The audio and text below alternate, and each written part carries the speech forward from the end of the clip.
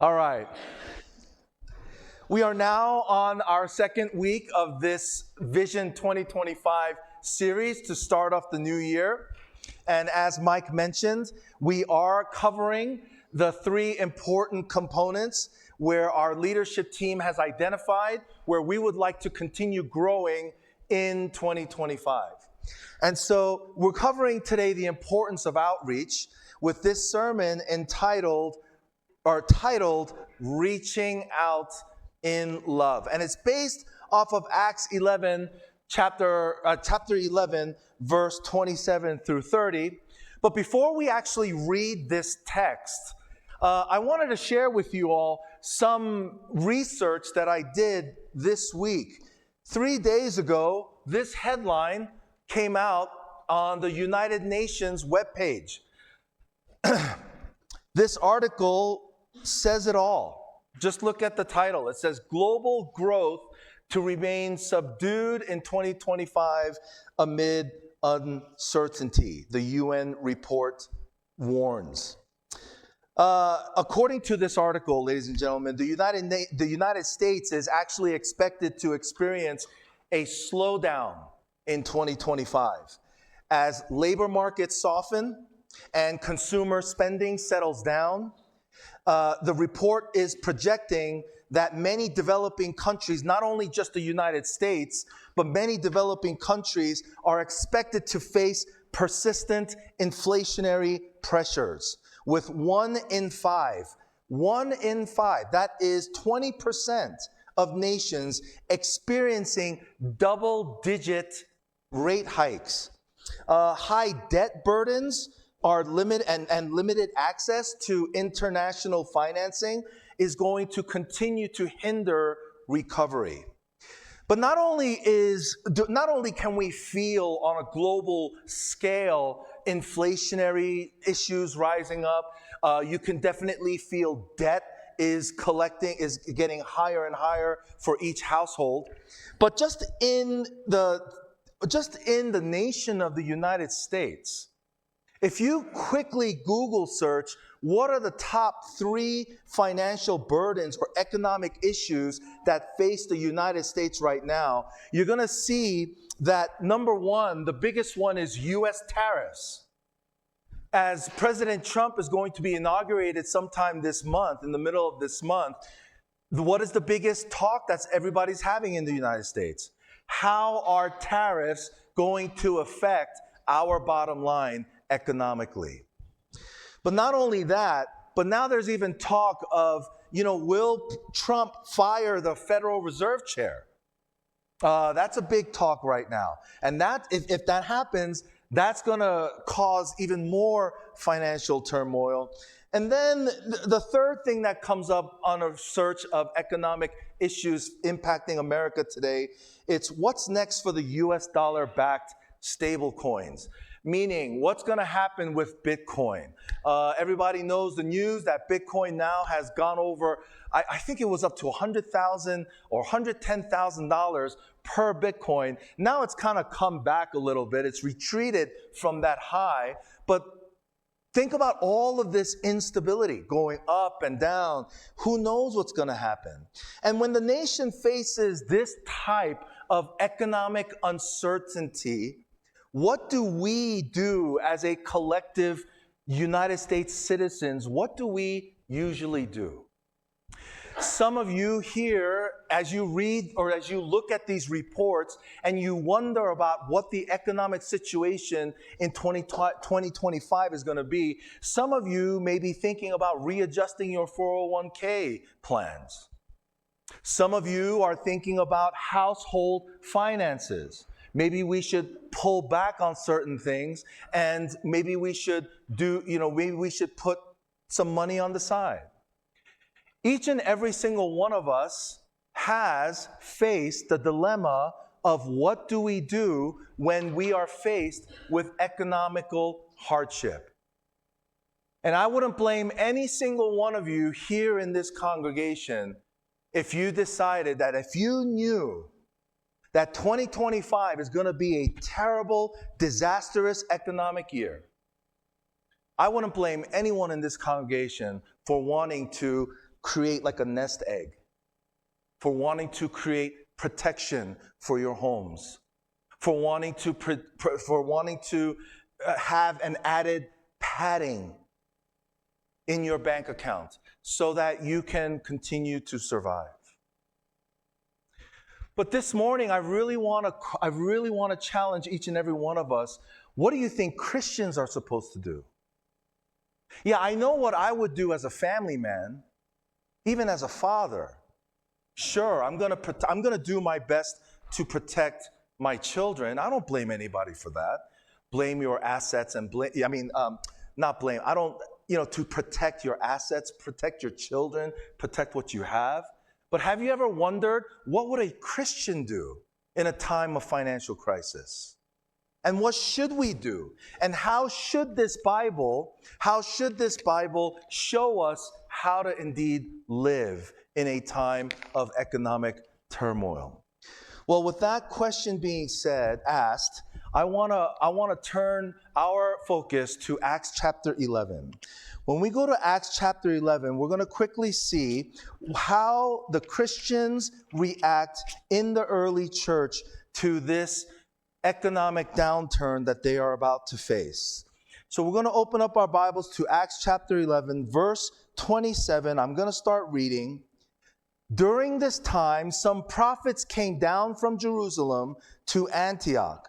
One of them, named Agabus, stood up through the Spirit, predicted that a severe famine would spread over the entire Roman world.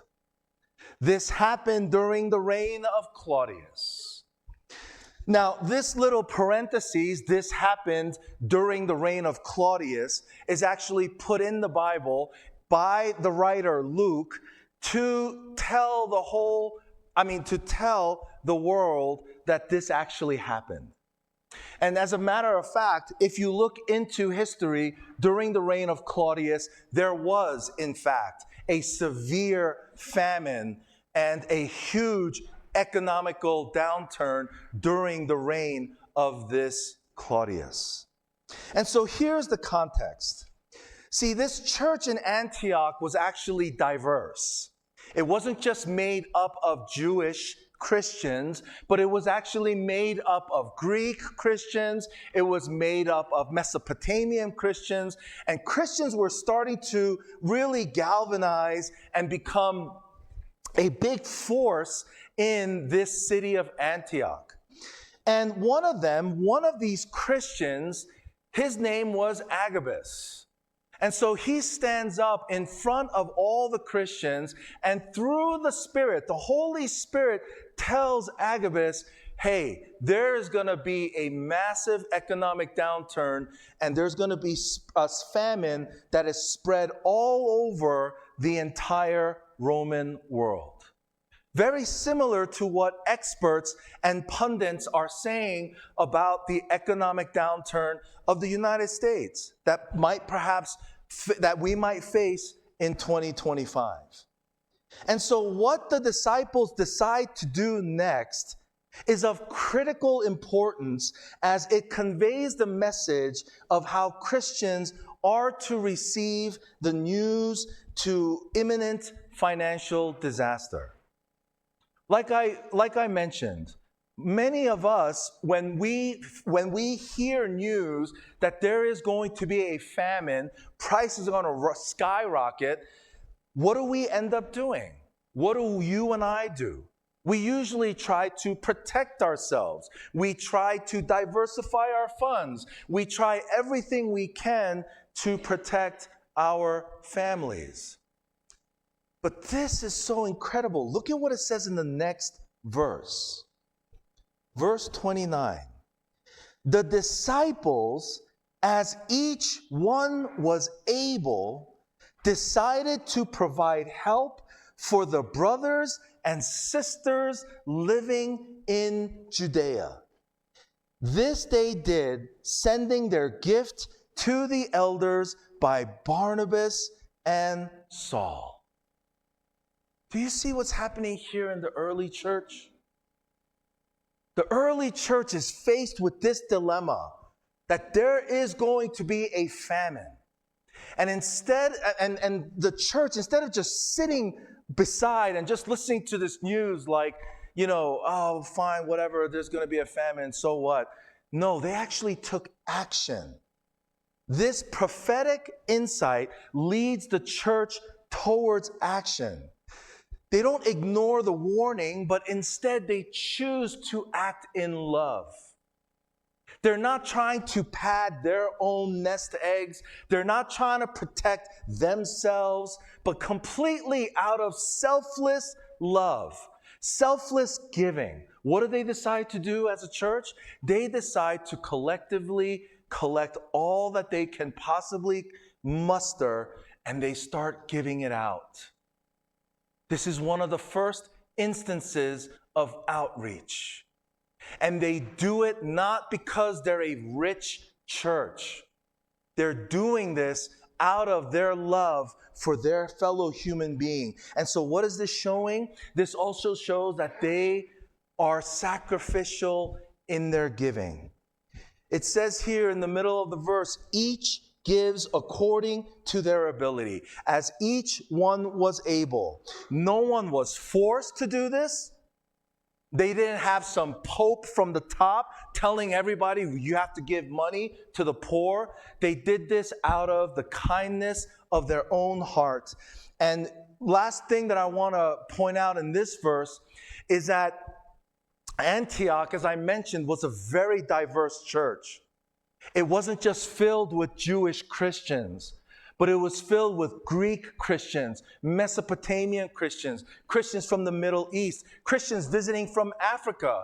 There were Christians from all of these nations, and as you can see, this selfless act of love, this selfless act of reaching out, outreach, provided unity, this unity in the church that was across borders. It didn't matter what your skin tone was like. It didn't matter what your political beliefs were. Every single human being had the decency and the right to be acknowledged that they needed help. And this is one of the components of outreach. As a church, when we do outreach, we're not just looking at the skin tone or, their political beliefs, but regardless of what they believe and regardless of where their situation is, we give and we go out towards the world to reach the world with God's love. And finally, before I move on to the next, just quick, the next slide, I want to really note here the importance of looking at this in God's perspective. If you were God and you were looking down at a church and you were trying to judge, is this church doing good things? Is this church worthy? Is this church, have integrity? How would you judge a church? Like at the end of the day, like if our church, let's say CCC lasts for another 24 years and we hit the 50th anniversary mark of CCC. And let's say after 50 years, God says, you know what? Shut it down, guys. You had a great run. 50 years is all I wanted CCC to be. By the end of those 50 years, how do you think God is going to judge us? Do you think God is going to judge us and say, you know what? You guys were able to save in your reserves, in your bank account. You guys amassed hundreds of thousands of dollars in your bank account. Well done, my good and faithful servants. Is that how God would see us? Is that how God sees success? By how much money we can amass in our bank accounts? Or do you think, like this church, God, by the end of 50 years in CCC, let's say all is said and done, and we had zero money in our bank account, but yet we were able to give, not only internationally, but locally and through outreach, that in the life of CCC, we were able to disperse more than tens of millions of dollars throughout the history of CCC to those in need, to all of these things, building funds, all of these things that we gave our money away. What do you think God would be pleased with?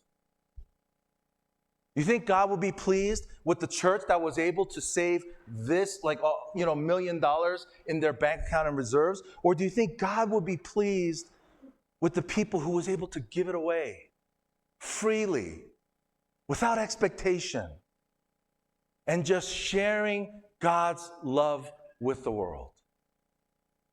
This is what I believe God, just as we read here in Acts chapter 11, verse 29 and 30, that's the type of church I believe that God would be pleased with. A church that is able to freely give. A church that isn't, always trying to amass more money and more money. For what?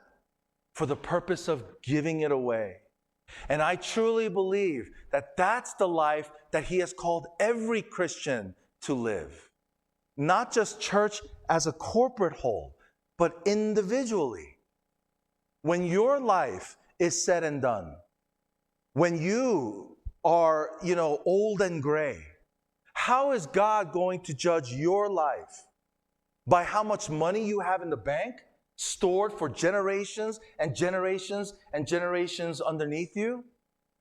Look, I'm the last person to say, I'm not saying that having protection for your family for generations to come is a bad thing. I'm not saying that at all.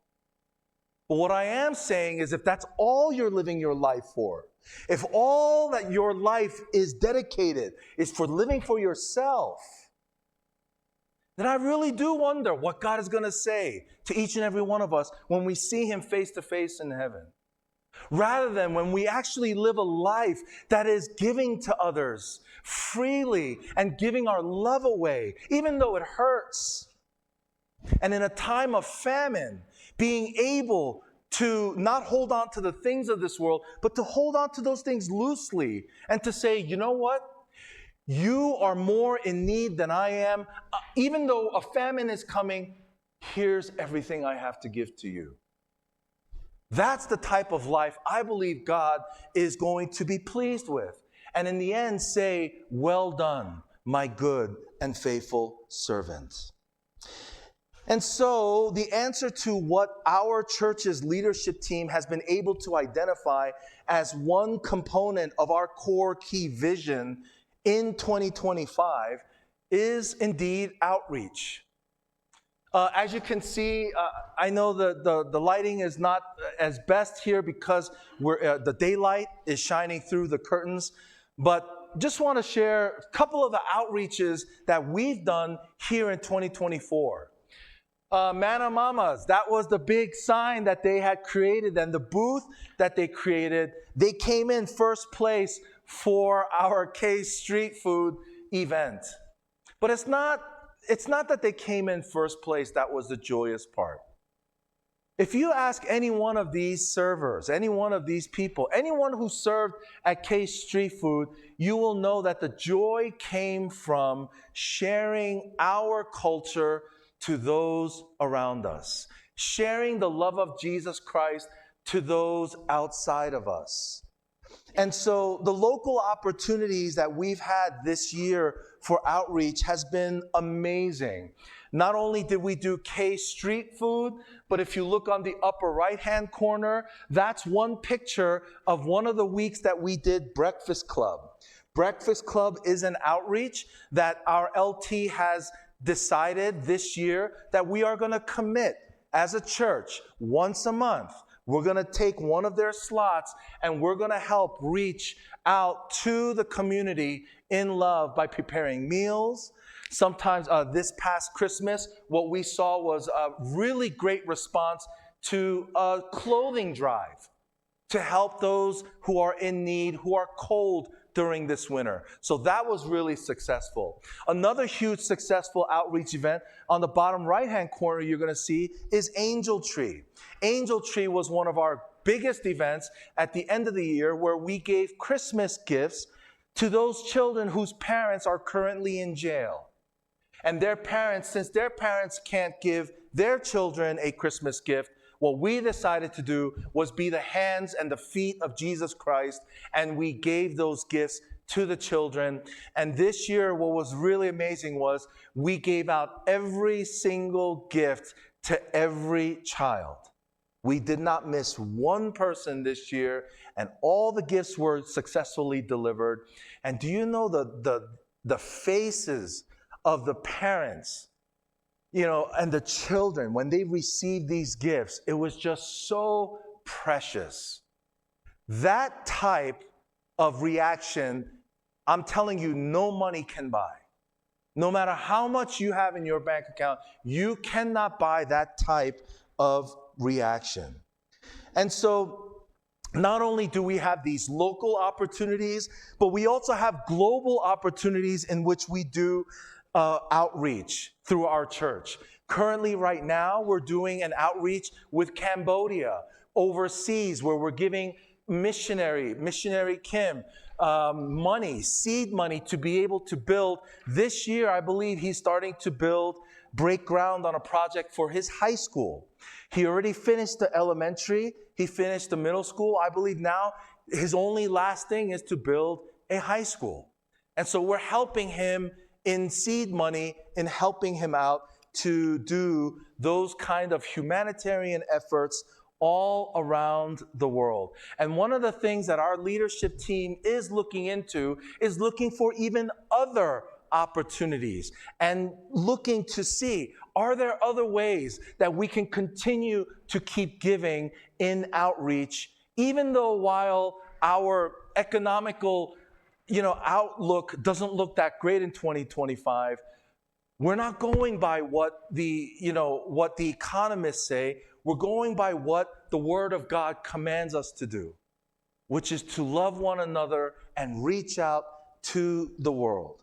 And so one of the things that I want to challenge this congregation is love is not merely just a convenience. I think that's where the world gets this concept of love wrong. Love, true love, as written in the Bible and shown through the sacrifice of Jesus Christ, love actually often requires a sacrifice. True love, the love that you really feel deep in your heart, you know that all those loves require a sacrifice. And I do want to say that giving is not just only financial. Giving can be giving of your time, giving of your skills, and other resources. It's not just simply about giving money. And so with that being said, I want to end today's sermon with just a call to action. Church family, I want to share that God has given us an incredible opportunity this year to make a difference in our community in 2025. As we've explored today, reaching out in love is not just a command, but it's a privilege that we get to do and that the early church showed us. Outreach is a chance to reflect God's heart to the world that is around us. And I want to challenge each and every one of you to prayerfully consider this morning, how can you be a part of God's mission, of what He's doing through our church? And I'm just going to give you 3 ways. And I hope that each and every one of you can find yourself in one of these 3 ways. Number 1, how can you help? And by the way, number 1 might not be for you, so just look for number 2 and number 3. Number 1, I'm talking to all the visionaries and the planners that we have in our church. And I know we have a lot of them. We have some people who are just excellent at planning, excellent at vision casting. You see the picture, okay? Those people. Our leadership team is building this exciting new outreach opportunities throughout this year. We're not only going to continue doing K-Street Food, we're not only going to continue doing Angel Tree, but there are some more initiatives that are coming through the pipeline that some of us visionaries have even talked about. Some of you have come to our leadership team and said, hey, look, there's an Asian American dragon boat race that happens every summer. And we can possibly participate as a church. Not necessarily get a booth, but we can participate and be part of this this larger Asian American community. And so we love to hear those ideas. Last year, one of our church members came to us with this idea of Breakfast Club. And we talked about it throughout the year. And this year now we've made allotment in our budget to actually execute this Breakfast Club this year. And so look, if God is stirring your heart this morning with an idea or a vision that you have that you would like to outreach, don't just keep it to yourself. Please schedule a meeting with our leadership team. And I really would love to meet with you as well as our leadership team to really unleash your God-given potential and using your God-given gifts to reach out to this greater community of the city of Denver. So if you're a visionary, please set up a meeting with our leadership team and share with us your ideas. Don't just keep it to yourself. If you're not a visionary and you feel like for those you love to get your hands on, like you love to roll your sleeves and you love hands-on experiences, then look, I want to share with you that there are countless ways to jump into this work that God is doing directly. Look, you can help us prepare meals with the homeless with things like the Breakfast Club. You can give gifts to children in need through things like Angel Tree. If you love cooking and serving the community, you can join us and roll up your sleeves and work really hard during the K Street food event. And so I just want to let you know there's an opportunity for literally everyone. There's something for everyone. No matter what your age is, no matter what your skill level, no matter what your experience may be, God has a place for you in the work that He's doing. All it takes is your initiative to say, you know what?